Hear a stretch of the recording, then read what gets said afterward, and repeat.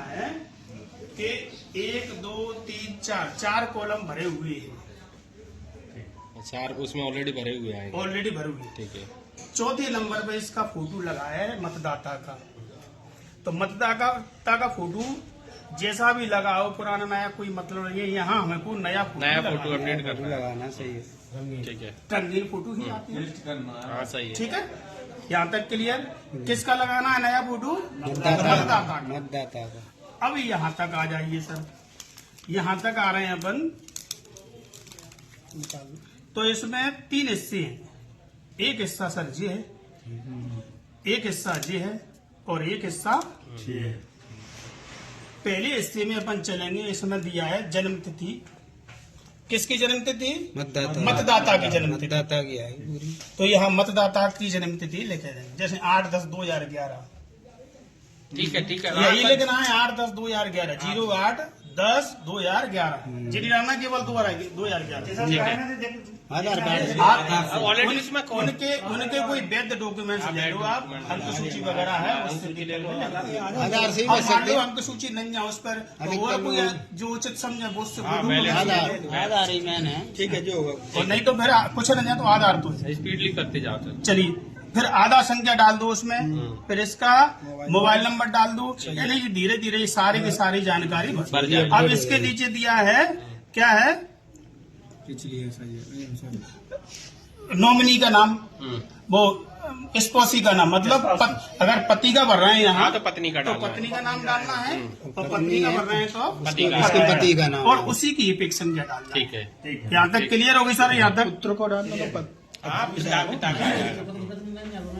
पति का भी नंबर आएगा ना, स्पॉसी मतलब जीवन साथी का नाम डालना, उसी का भी नंबर आएगा, उसी का पिक नंबर आएगा। ठीक है सर। अब यहाँ पुत्र का है तो पिता का चल जाएगा। अभी यहाँ आ जाइए सर। पुत्र का है तो पिता का नहीं चलेगा। चलिए यहाँ देख लेना क्या यहाँ ये 2 कॉलम देगी, एक जे एक जे। ये दोनों कॉलम को समझना अपने जरूरी है। पहला कॉलम जी, हाँ जी लाइट है। पहले सर इसको पढ़ो जाए, इसको पढ़ो। पिछले SIR, पिछले माने 2003, ये दोनों 2003 से भरेंगे। ठीक है। पिछले SIR की मतदाता सूची की मतदाता का विवरण। अब यहाँ दिया है निर्वाचक का नाम। अब अगर 2003 में इसका नाम था तो 2003 की सूची में अगर मतदाता का नाम था तो उस निर्वाचक का नहीं, यहाँ नाम है, नाम डालना है, नाम डालना ओनली कुछ नहीं हो रहा है। अगर 2003 कंडीशन यही है, 2003 की मतदाता सूची में अगर निर्वाचक का नाम था तो यहाँ उसका नाम भर देंगे। फिर यहाँ एपिक नंबर डाल देंगे। 2003 का फिर यहाँ रिश्तेदार का नाम, रिश्तेदार का मतलब जैसे मान लो मैं अपना नाम भर रहा हूँ तो मैं अब मेरी पिताजी का नाम यहाँ। पिताजी का आएगा, बस दिया। ठीक है सर। रुको सब। मम्मी का क्या को डालेंगे? पिताजी नहीं है, चाह नहीं, नाम तो चलता है। फिर रिश्ता, क्या रिश्ता है? पुत्र का। ठीक है सर। हाँ, जिला भर दो और राज्य का नाम भर दो। ठीक है।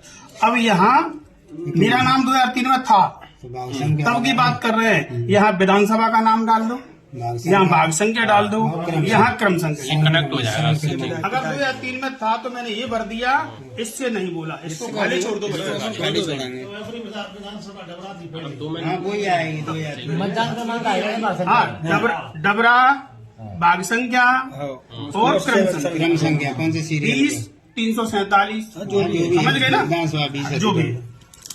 अब इसमें आ जाइए। अब मान लीजिए मेरा नाम 2003 में नहीं था, तो ये वाला भरना है। मेरा नाम नहीं था तो फिर इसको नहीं बनना है, इसको बनना है। तो मेरा नहीं था तो मेरे परिवार में किसी का तो था, मान लो मेरे पिताजी का था तो मैं यहाँ नाम में भर दूंगा मेरे पिताजी का नाम। ठीक है। ठीक है। महिला है, अगर मान लो कोई नई शादी हो गई आई है तो उसका नाम भरेंगे अपन यहाँ। इसके रिलेशन एपिक का नाम अपन, जो मेरे पिताजी है ना 2003 में था, आज की बात नहीं चल रही। 2003 में जो नाम था उसका एपिक नंबर डाल देंगे।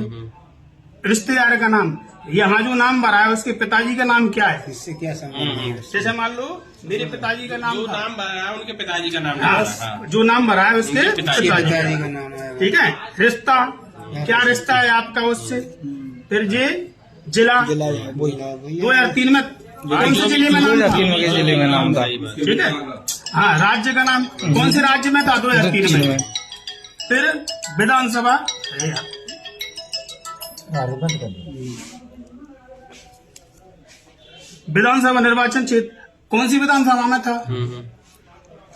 भाग संख्या कौन सी थी और कम संख्या, इतना सा बनना कोई। खुद का नाम या तो इधर आ जाएगा और खुद का नाम नहीं